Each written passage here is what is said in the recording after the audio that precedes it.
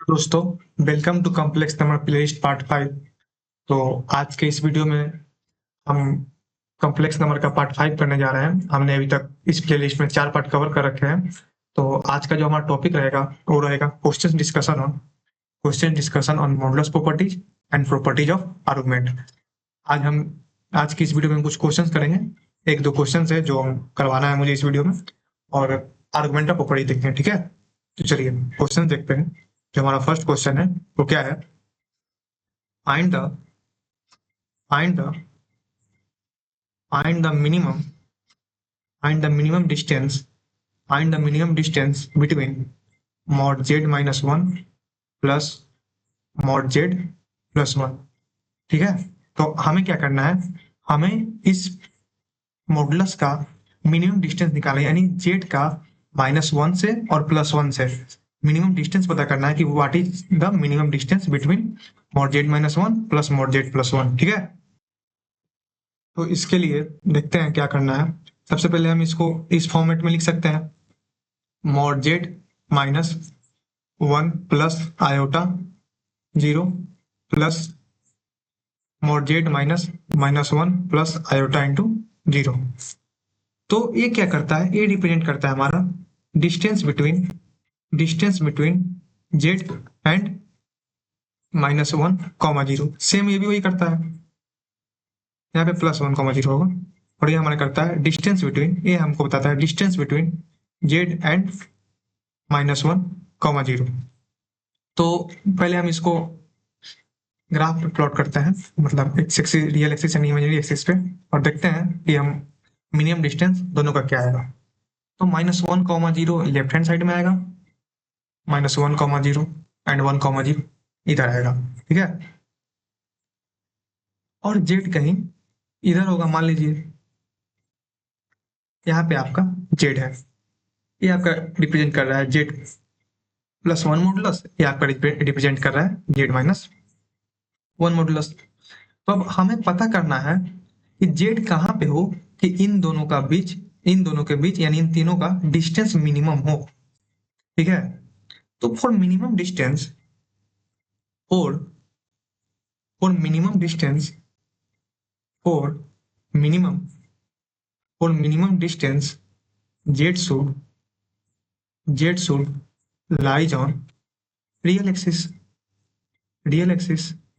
मैं ऐसा क्यों कर रहा हूं? अगर जेड रियल एक्सिस पे ना होके कहीं ऊपर चला जाता है तो एक ट्रायंगल फॉर्म कर लेगा, ऊपर या नीचे कहीं भी जाता है, पॉजिटिव वाई एक्सिस में या फिर निगेटिव वाई एक्सिस, तो एक ट्रायंगल फॉर्म कर लेगा। ठीक है, जेड यहाँ पे है, -1, 0 यहाँ पे है, और +1, 0 पे है। अगर ऐसा हुआ तो क्या होगा ना, एक ट्रायंगल का प्रॉपर्टी होता है, मान लीजिए आप ए साइड है, बी साइड है, सी साइड है, तो ए प्लस बी ग्रेटर देन सी हो जाता है। ठीक है, तो इस प्रॉपर्टी के कारण ये मिनिमम डिस्टेंस नहीं आएगा, क्योंकि सम ऑफ टू इक्वल साइड्स, मान लीजिए जेड कहीं ऊपर है तो जेड से डिस्टेंस ए हो जाएगा और ए हो जाएगा, तो ए क्या है, सी से बड़ा हो जाएगा। इसलिए मिनिमम डिस्टेंस के लिए जेड को रियल एक्सिस पे होना पड़ेगा। तो वो minimum distance Z should lie on real axis. तो अगर हम देखेंगे कि रियल एक्सिस पे जेड अगर कहीं यहाँ पे आता है, मान लीजिए जेड, तो इन दोनों के बीच का मिनिमम डिस्टेंस क्या होगा? -1, 0 से 2, 0 1, 0 2 होगा डिस्टेंस, तो जेड मिनिमम क्या हो जाएगा? जेड मिनिमम हमारा 2 हो जाएगा। ठीक है, चलिए हम अपने सेकंड क्वेश्चन की तरफ मूव करते हैं। तो हमारा सेकंड क्वेश्चन क्या है? हमारा सेकंड क्वेश्चन है ट्रायंगल इनइक्वालिटी से, जो हमने देखा था। If modulus Z -5 -7 i iota equal to 9, then find the greatest and least value of modulus Z -2 -3 iota. ठीक है, तो जब भी आपको ग्रेटेस्ट एंड लीस्ट वैल्यू पूछे ना, तो या तो आप अगर देखिएगा तो Z minus mod Z -5 -7 iota equal to 9 ये सर्कल को रिप्रेजेंट करता है। या तो आप सर्कल बना के कर सकते हैं, या तो आप जब ग्रेटेस्ट एंड लीस्ट पूछे तो आप डायरेक्टली ट्रायंगल इनइक्वालिटी से भी जा सकते हैं। तो अगर हम देखें ट्रायंगल इनइक्वालिटी का फॉर्मूला, तो हमारा होता है ट्रायंगल इनइक्वालिटी का फॉर्मूला क्या होता है?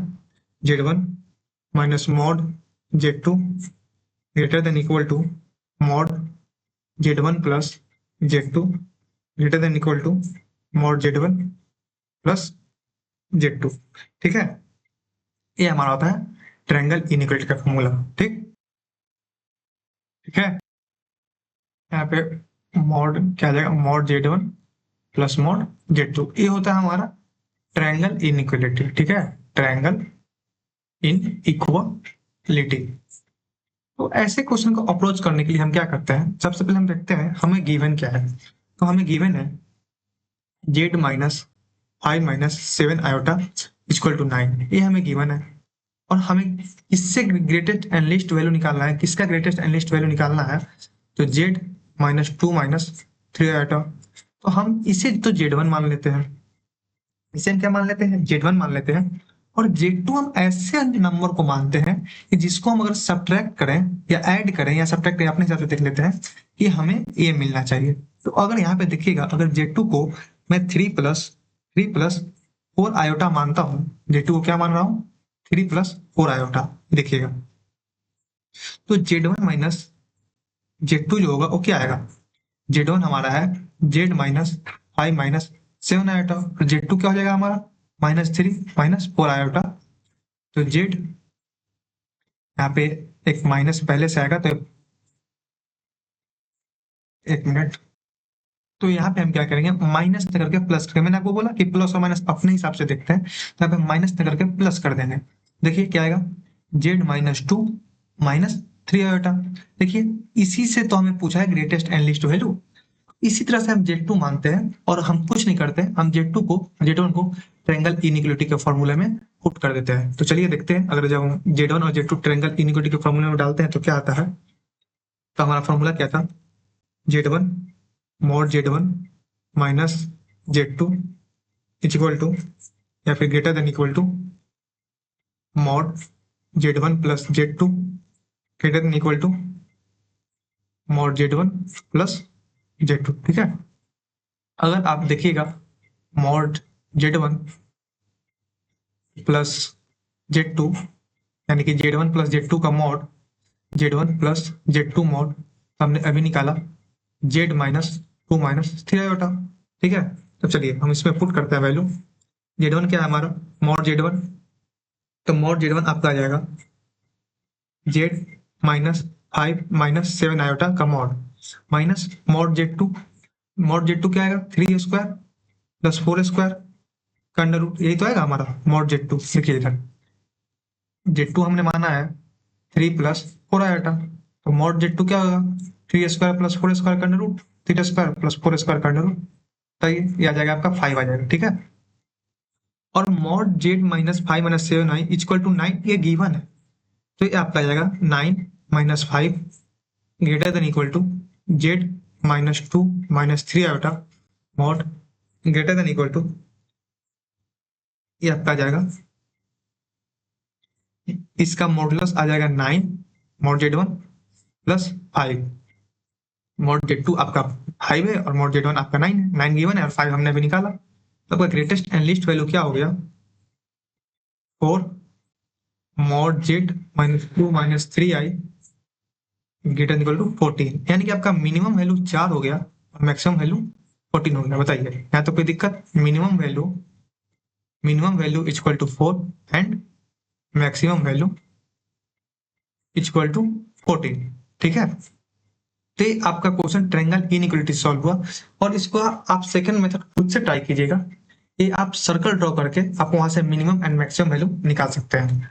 ठीक है, तो हमने कुछ क्वेश्चन देखे मॉडुलस प्रॉपर्टीज के ऊपर, अब हम देखेंगे प्रॉपर्टीज ऑफ, अब हम क्या देखेंगे, आर्गुमेंट का प्रॉपर्टीज देखेंगे।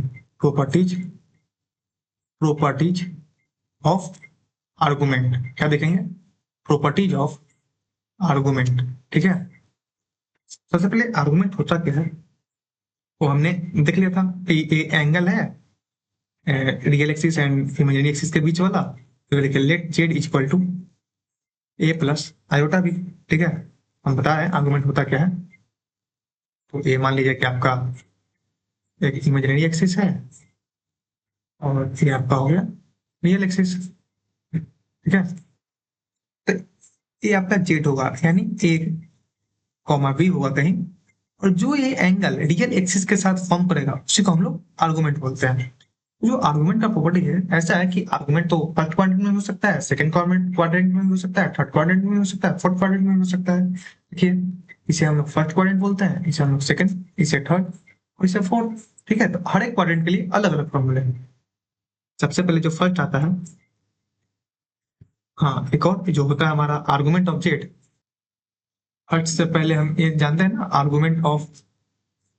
Argument of Z equal to, यानी theta equal to tan inverse modulus b by a, ये होता है आर्गुमेंट का फॉर्मूला। ठीक है, तो अगर जब फर्स्ट क्वाड्रेंट पे हमारा आर्गुमेंट आता है, if if Z if Z lies in first quad first quad if z lies in first quad, then argument of z is equal to theta plus 2n पाई। ठीक है, जब आपका आर्गुमेंट फर्स्ट क्वाड्रेंट में होगा तब हम उसको थीटा प्लस 2n पाई करते हैं। 2n पाई इसलिए करते हैं कि मान लीजिए आपका आर्गुमेंट है तो फिगर में आपका दिया हुआ है, और यहाँ पे आपका ये थीटा आ रहा है, तो आप बोलेंगे हम तो डायरेक्टली थीटा लिख देंगे, लेकिन क्या हमें ये पता है कि ये थीटा कितने रोटेशन के बाद आया है? अगर ये थीटा एक बार और कंप्लीट रोटेशन कर ले तो वापस से यहीं पे आ जाएगा। क्या वो हमें रोटेशन कैसे पता चलेगा कि कितने रोटेशन कंप्लीट किया है? इसके लिए हम 2n पाई लिखते हैं। अगर वो एक रोटेशन करने के बाद यहाँ पे आया है तो n का वैल्यू आपका 1 हो जाएगा, अगर नहीं, अगर जीरो रोटेशन किया है तो n का वैल्यू 0 हो जाएगा। ऐसे ही रोटेशन के हिसाब से हम 2n पाई ऐड करते हैं। अगर जनरल क्या होता है, जनरल हम लोग argument of Z equal to theta लिखते हैं। ठीक है, वही अगर वही अगर अगर आपका Z if Z lies in second quadrant then, मान लीजिए सेकेंड क्वाड्रेंट में कब आएगा जेड? सेकेंड क्वाड्रेंट में तभी तो आएगा जब आपका एक्स एक्सिस निगेटिव होगा और वाई एक्सिस पॉजिटिव होगा, यानी इमेजिनरी एक्सिस पॉजिटिव, यानी कि ऐसा नंबर जेड आपका ऐसा होगा कुछ -3 + 2 आएगा, तब आपका जेड कहाँ पे आएगा? आपका जेड सेकेंड क्वाड्रेंट में आएगा। तब हम क्या इसका वैल्यू लिखेंगे आर्गुमेंट का? तब आपका आर्गुमेंट ऑफ जेड जो होगा क्या होगा? Pi minus theta plus 2n पाई। 2n पाई इसलिए कि वो कितने रोटेशन के बाद आया है हमें वो पता चल सके, और सेकेंड क्वाड्रेंट के लिए पाई माइनस थीटा। ठीक है, इसी तरह जब आपका जेड थर्ड क्वाड्रेंट में है, if Z lies in third quadrant, then अगर इसी तरह का आपका जेड थर्ड क्वाड्रेंट में आ जाए, थर्ड क्वाड्रेंट में कब आएगा? थर्ड क्वाड्रेंट में तो तभी तो आएगा जब आपका दोनों निगेटिव हो, एक्स रियल एक्सिस पे निगेटिव हो और इमेजिनरी एक्सिस पे निगेटिव हो, यानी कि जेड कैसा होगा आपका? -3 - 2 आएगा, तब आपका जेड थर्ड क्वाड्रेंट में आएगा। तब क्या होगा? तब आर्गुमेंट ऑफ जेड क्या होगा? तब आपका आर्गुमेंट ऑफ जेड होगा थीटा माइनस पाई। तब क्या हो जाएगा? Theta minus pi plus 2n पाई। थीटा माइनस पाई उसी के लिए, सॉरी प्लस 2n पाई उसी के लिए, ताकि आप कितने रोटेशन के बाद आए हैं आपको हम लोग को पता चल सके। ठीक है, और जब आपका fourth if if Z if Z lies in fourth quadrant, क्या? जब आपका जेड फोर्थ क्वाड्रेंट में होगा, यानी जेड कैसा होगा आपका फोर्थ क्वाड्रेंट में? एक्स एक्सिस पॉजिटिव होगा, 3 - 2 आएगा, तब आपका जेड किस में आएगा? फोर्थ क्वाड्रेंट में आएगा, या आपका थर्ड क्वाड्रेंट में आएगा।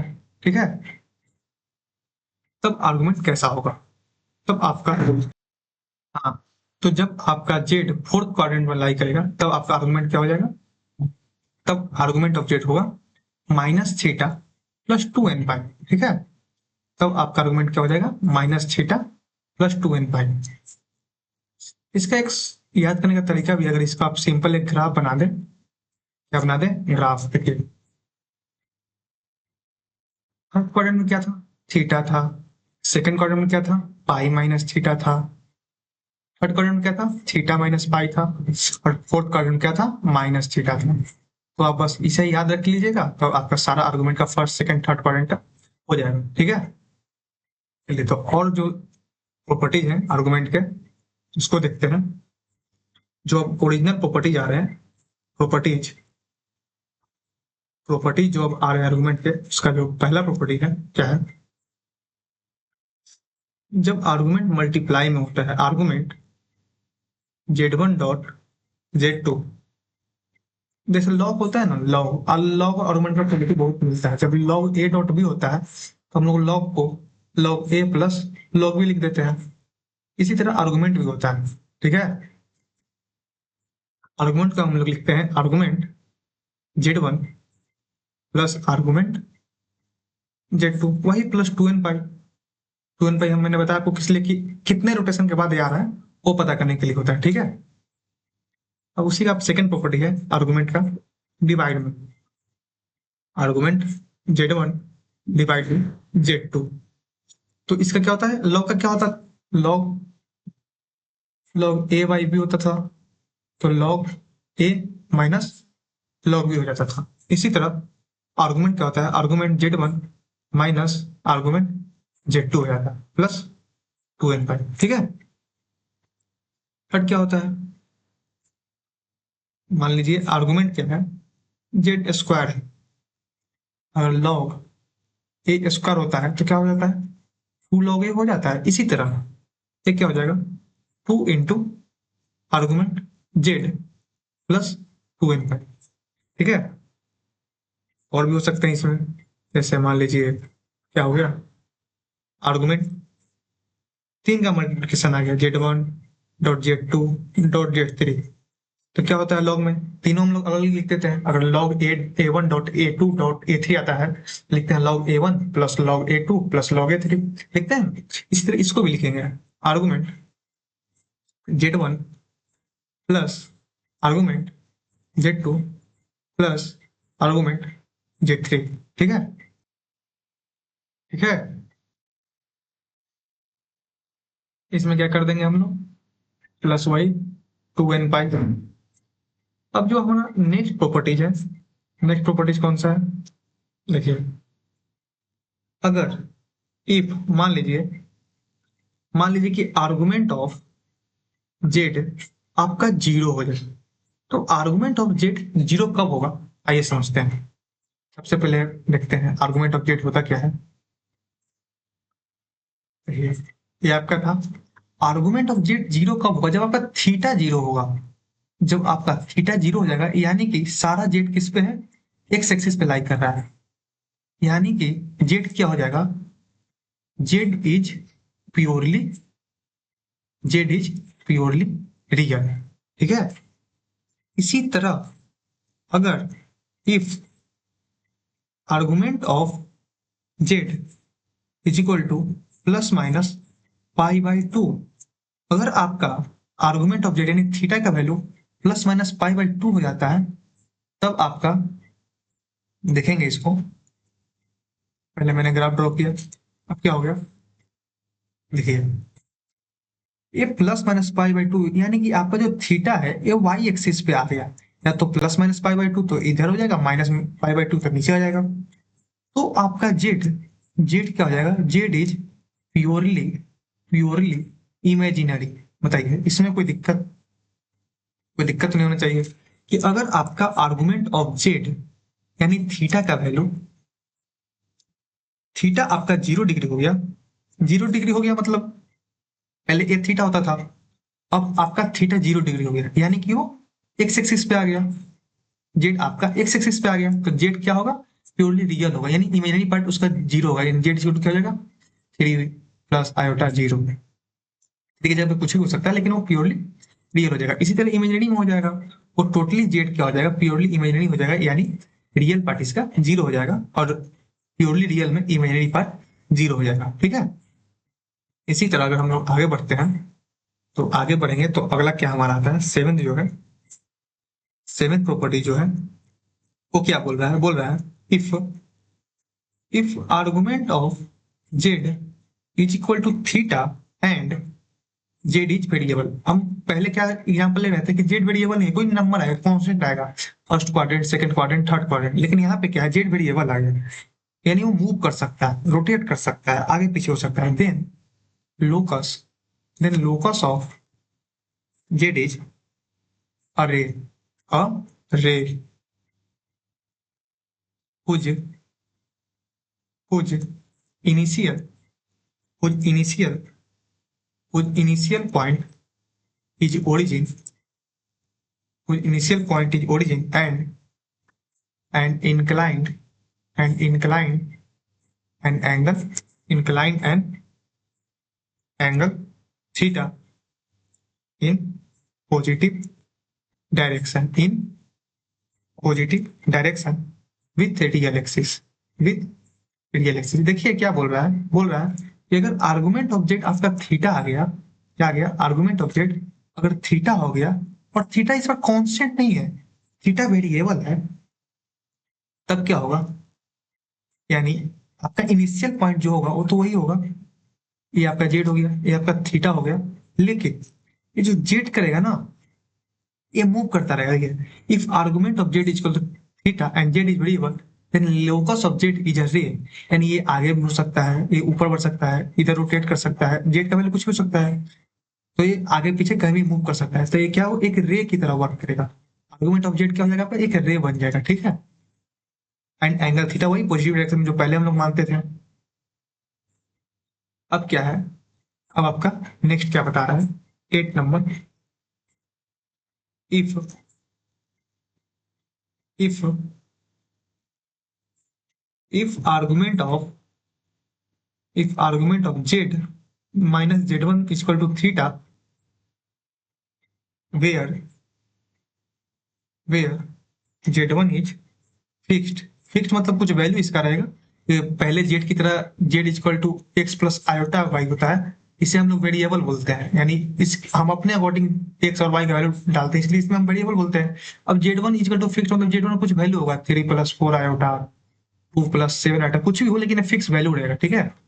तो if argument of Z minus Z one equal to theta where Z one is fixed complex number, complex number and Z is variable, variable complex number, तब इसका क्या ग्राफ बनेगा, देखिए इस बार क्या होगा ना, जो रे हमारा बना था उसका ओरिजिन क्या, उसका जो इनिशियल पॉइंट था वो ओरिजिन पे था, लेकिन इस बार ओरिजिन पे होना होके वो जेड वन पे बन जाएगा, ठीक है। और ये भी काम तो करेगा रे की तरह, लेकिन इस बार जो ओरिजिन पॉइंट होगा वो आपका जेड वन हो जाएगा, ना कि ओरिजिन रहेगा, ठीक है। जहां से रे ओरिजिनेट होगा वो जेड वन बन चुका होगा, जब आपका argument of Z minus Z one equal to theta होता है, जब आपका जेड में से जेड वन माइनस करेंगे तब रे का इनिशियल पॉइंट आपका जेड वन बन जाएगा। और यहाँ पे क्या था, इस में आर्गुमेंट ऑफ जेड था, यहाँ पे जेड वन था, लेकिन इसमें आपको पता नहीं चला, इसमें क्या था, 0 + 0 आयोटा था। यहाँ भी ओरिजिन पॉइंट क्या था, जेड वन ही था, लेकिन जेड वन ओरिजिन यहाँ पे गिवन था, इसलिए यहाँ पे ओरिजिन बना, लेकिन इसमें क्या है, इसमें जेड वन है कोई फिक्स वैल्यू होगा, ठीक है, इसलिए यहाँ पे ओरिजिन पॉइंट जेड वन हो जाएगा। जब आप जेड वन को 0 + 0 आइटम लीजिएगा तो फिर से ऊपर वाला केस आ जाएगा हमारा, 7 केस, ठीक है। अब जो हमारा नेक्स्ट है, इसमें एक लिख लीजिए, इसमें पॉइंट है हमारे पास, क्या होगा, then then locus of Z is a is a ray whose whose initial whose initial whose initial point is z1, whose initial point is z1 and and making angle theta, making angle theta with respect to, ये W R T का मतलब with respect to है, ठीक है, positive real axis, positive real axis in positive direction. वही इसमें कुछ नई बात है, इसमें क्या होगा, रे का इनिशियल पॉइंट आपका जेड वन हो जाएगा, ठीक है। तो इसके कुछ प्रॉपर्टीज पे हम क्वेश्चंस करते हैं, जैसे फर्स्ट क्वेश्चन एक मैं बेसिक दे रहा हूँ, क्या है, बोल रहा है argument of Z equal to π/3, तो इसका फिगर क्या होगा ये हमें बताना है। सबसे पहले देखिए, हम रियल एक्सिस ड्रॉ किए, इमेजिनरी एक्सिस ड्रॉ किए, जेड कहीं भी, जेड कहीं यहाँ पे होगा, रे की तरह वर्क करेगा। यहाँ पे रे यहाँ पे वेरिएबल नहीं है, यहाँ पे जेड वेरिएबल नहीं, तो रे की तरह नहीं, एक लाइन की तरह ये आपका एंगल क्या होगा, पाई/3 हो जाएगा। यहाँ पे आपका जेड होगा। सेकेंड क्वेश्चन हमारा क्या है, सेकेंड क्वेश्चन सेम क्वेश्चन है, लेकिन इस बार क्या बोला है, इक्वल टू ना बोल के argument of z -1 minus iota greater than equal to पाई/3। तब आपको बताना है कि इसका रीजन क्या होगा। सब में क्या है, हमारा इनिशियल क्वेश्चन क्या था, यहाँ से स्केच द रीजन, क्या बोल रहा है, स्केच द रीजन। हमें बताना है कि इसका रीजन क्या आएगा। ठीक है, हमें क्या बताना है कि argument of z -1 minus iota greater than equal to पाई/3, तो इसका रीजन क्या आएगा, कौन सा एरिया ये कवर करेगा। ठीक है,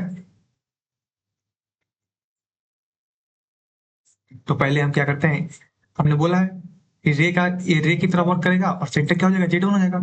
जेड माइनस जेड वन, यहाँ पे क्या है, 1 प्लस आयोटा, यही तो हमारा जेड वन है, ये हमारा जेड वन है, यही हमारा सेंटर की तरह वर्क करेगा। सेंटर यहाँ पे हो जाएगा आपका 1,1 जेड वन 1,1, पाई/3, एक रे की तरह हो गया, और ये एंगल पाई/3। ठीक है, ये एंगल आपका बनाएगा पाई/3। और ये बोला है कि जो एरिया है इसका, उसका ग्रेटर देन इक्वल टू पाई/3 है, तो पाई/3 तो यहाँ रहा, ये एरिया इसका पाई/3 है, तो पाई/3 से बड़ा कौन सा होगा, ये वाला एरिया। आगे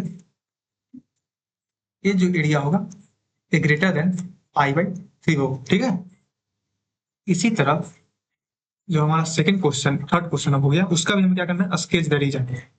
sketch sketch the sketch the region क्या है, तो हमारा कौन सा है, आर्गुमेंट ऑफ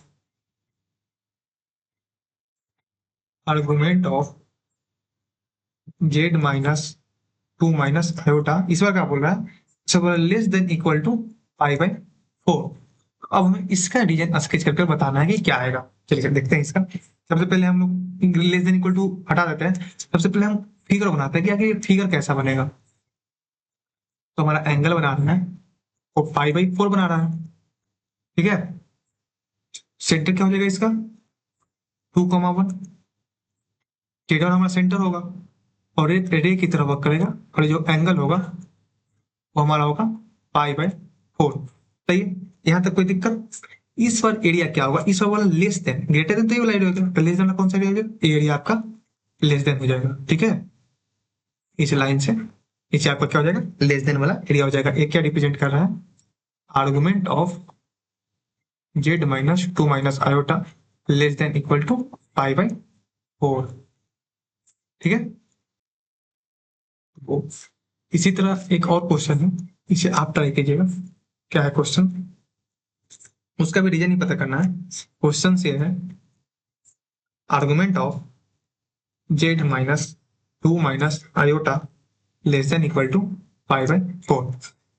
हाँ, स्केच द रीजन, ये आप बताइएगा क्या है। ठीक है, तो इस वीडियो में हमने क्या क्या देखा, हमने क्वेश्चन देखा मॉडुलस प्रॉपर्टीज का, हमने मॉडुलस प्रॉपर्टी का क्वेश्चन देखा, और हमने आर्गुमेंट देखा, और उसके कुछ क्वेश्चन देखे हम लोग। नेक्स्ट वीडियो जो हमारा रहेगा, नेक्स्ट वीडियो उसमें हम देखेंगे, नेक्स्ट वीडियो में हमारा क्या रहेगा, नेक्स्ट वीडियो में आपका रहेगा प्रॉपर्टीज ऑफ कंजुगेट, और कुछ क्वेश्चंस भी रहेंगे। फिर से क्वेश्चन तो सब वीडियो में रहेगा, प्रॉपर्टीज ऑफ कंजुगेट और कुछ क्वेश्चंस क्वेश्चंस रहेंगे, क्वेश्चंस। और फिर हो सकता है तो बेसिक मैंने रोटेशन थ्योरम जो है, बेसिक्स ऑफ रोटेशन थ्योरम भी उसमें कुछ मैं बता दूं। ठीक है, ये आपका नेक्स्ट वीडियो में रहेगा। तो ठीक है, thank you for watching, thank you thank you for watching, bye bye, take care, thank you.